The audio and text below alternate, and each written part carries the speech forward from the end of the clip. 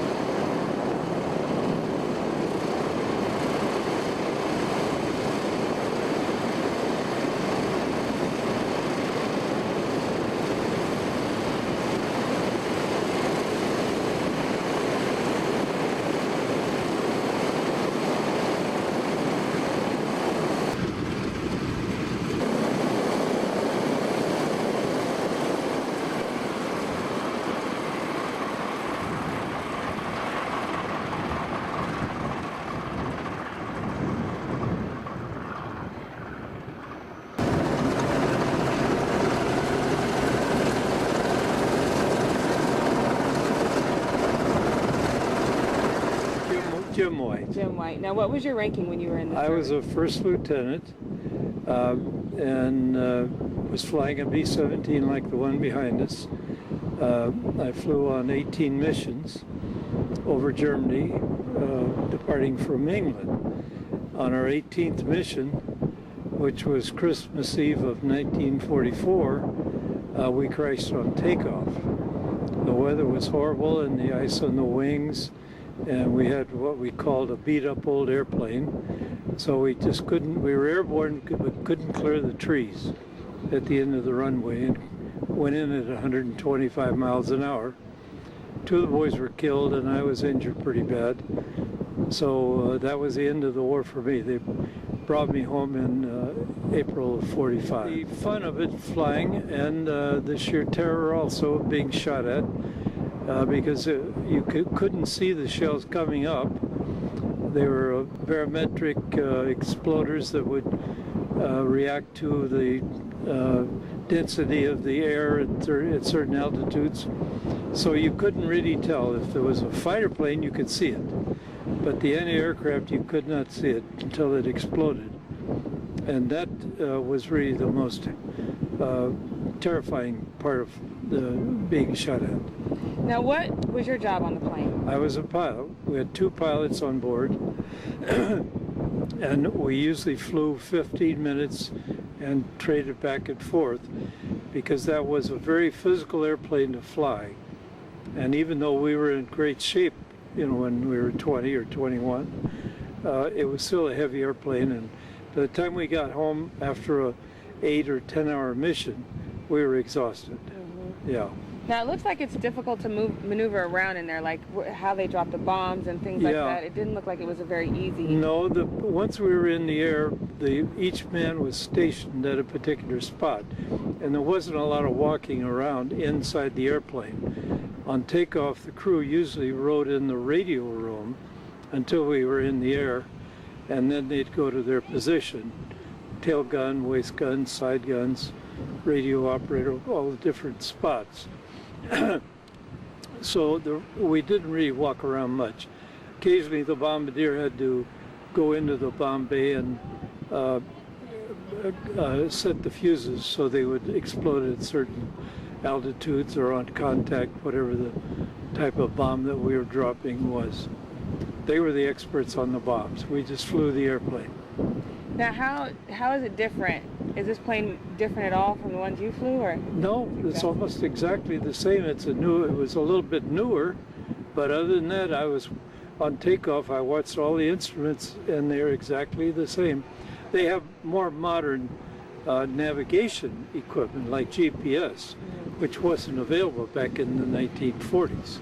Now, why do you think it's important for people to come out and see this? Well, I think it's good to, there probably will never be, I hope there'll never be another world war, and you just will never have massive groups of airplanes in the air, English, French, American, German, and fighting and trying to kill each other. It's probably never going to happen again. It'll be long range with missiles shooting off of fighter airplanes and that sort of thing. The bombers are probably pretty well obsolete, in my opinion. Which is probably a good thing. I think so. I think so too.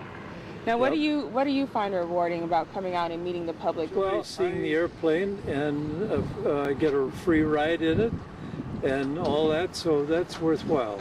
And if I can entertain some people and give them some information that they're curious about, that's great.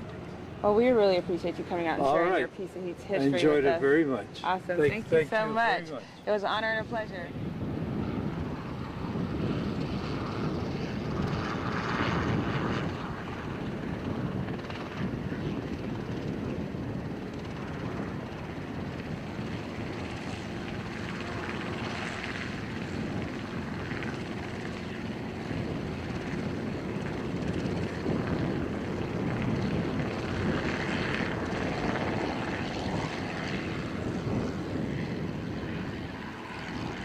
I'm Davis. Okay, so now you're a pilot with EAA. I am. Now, where'd you pilot before? Well, I started at 12 years old, believe it or not, in a little airplane, Piper Cub. Went on, learned to fly, went in the Air Force, was an Air Force pilot for about 6 years. Came out, went with United Airlines. Now I'm retired and very fortunate flying the B-17. Now, did you ever fly one of these ever before, or just with EAA? Just with EAA, although I do fly it for a couple other people in the country. But we started flying it about 17 years ago, and I've been flying it ever since. What's the biggest difference between flying this plane and flying another plane that you're used to? Well, I retired in the airlines off the 747, very sophisticated airplane. And this, of course, is technology from 1935, cable controls, very, very heavy on the control and some of the axes. It's not a very modern airplane. You're kind of flying a piece of history, and we love it. Now, when we first started, they had us spinning the propellers. Why did we do that? Sure. Yeah, we turn them through because the radial engines, the oil tends to drain to the bottom cylinders, and you can't compress a liquid. So if you try and start the engine with oil in the lower cylinders, or any cylinder, you can break a rod, break a piston. Very bad for the engine. So we turn them through by hand to make sure they're clear. Now, why is this important for people to come out and see and learn about the B-17? Well, you know, it's a piece of history, the wonderful generation of World War II. So many of the fellows, you know, are gone, and they're all, you know, approaching 90 or higher years of age, and it's a tribute to them and all the sacrifices that were made in World War II. Now, this particular plane never saw combat, correct? No, it didn't. It was built in May of 1945, right here in the LA area at Burbank. We call it a Vega airplane, Lockheed Vega.